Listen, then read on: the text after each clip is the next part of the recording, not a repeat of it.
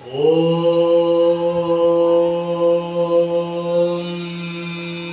नमः शिवाय। नमस्ते टू एवरीवन। आज आमे आपण मानक पई स्पिरिचुअल टॉपिक रखिछु। जीवनर प्रकृत लक्ष्य विषय जानिबा पई योग ही एकमात्र मार्ग। आज आमे सेही विषय आलोचना करिबा। ता पूर्वरु मोर आपण मानक किछ कहबार अछि। आमर जो उपनिषद प्रिंसिपल ऑफ उपनिषद आमर प्रिंसिपल ऑफ उपनिषद रे 10टी उपनिषद अछि। एक रे होची ईश उपनिषद, 2 रे होची केन उपनिषद, 3 रे कठ उपनिषद, 4 रे प्रश्न उपनिषद, 5 रे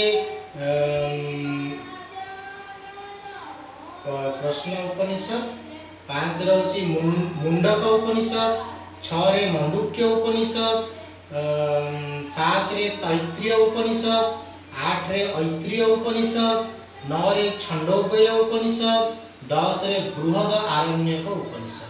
तेणु यही सब उपनिषद होची हमर प्रिंसिपल उपनिषद रे अछि। याकू हमें आलोचना करिबा।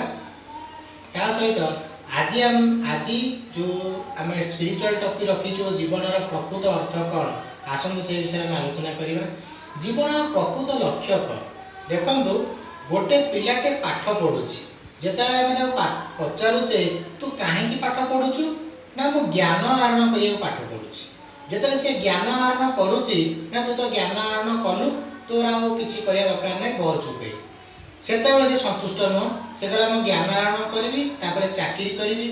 चाकरी कला चाकरी करी दरमा पैसा पाइला तापर ताको आमे कहूचे तू चाकरी कलु तोर आ भल माने भल पोशाक परिधान करे दरकार नै कि तोर का संगे परिवार बढ़िया दरकार नै कि का संगे चलिया दरकार नै। सेतेबेले से संतुष्ट नुह। से भल चाकरी कला भल पैसा पाइला भल खाइबो भल पिंधिबो भल रहिबो भल परिवार गढ़िबो एइटा हला ता जीवनर सुख। तेणु आमे जो जीविका करुचे जीविकार मूल लक्ष्य होची आज दुनिया रे भल स्टेटस रे रहिबा। यह होची जीविकार लक्ष्य।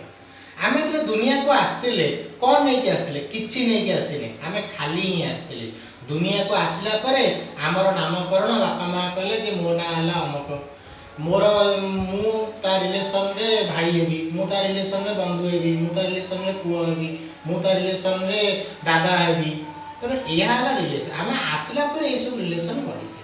तेबे प्रश्न उठो जे जीवनर प्रकृत लक्ष्य कोन। जीवनर प्रकृत लक्ष्य होची ईश्वर प्राप्ति। ताले आमे जीवनर प्रकृत लक्ष्य जो ईश्वर प्राप्ति किपरि पाई परिबा ए योग माध्यम रे पाई परिबा। योग कहले आमे आत्मा और परमात्मा संयोग को बुझे। जो योग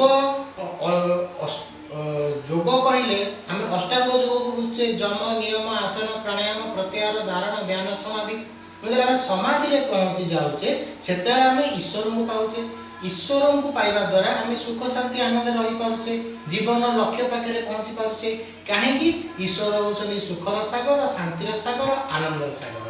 ता सहित आमे एमिति कर्म करिबा जेंति नररु नारायण हबा नारीरु लक्ष्मी हबा। तेणु एहा ही होची नारीरु लक्ष्मी हबा। तेणु एहा ही होची जीवनर प्रकृत लक्ष्य ईश्वर प्राप्ति। तेणु यह किपरि संभव योग माध्यम रे संभव। तेबे आसंतु आज मु प्रैक्टिकल 3 रो यूनिट 1 रो mindfulness based stress reduction technique विषय कहबी। यार बेनिफिट्स मध्ये कहबी। यार सब बेनिफिट्स होची कोन improve self esteem reduced pain increased improve cognitive function increased productivity reduced depression and anxiety. यह होची mindfulness based stress reduction technique. तो आज मु आपण मानकु mindfulness based stress reduction technique विषय कहली। या आपण सुनंतु बुझिबा को चेष्टा करंतु आ अभ्यास करंतु। ता सहित आपण माने योग करंतु सुस्थ रे रहंतु खुशी रे रहंतु निरोग रे रहंतु। हरि ओम।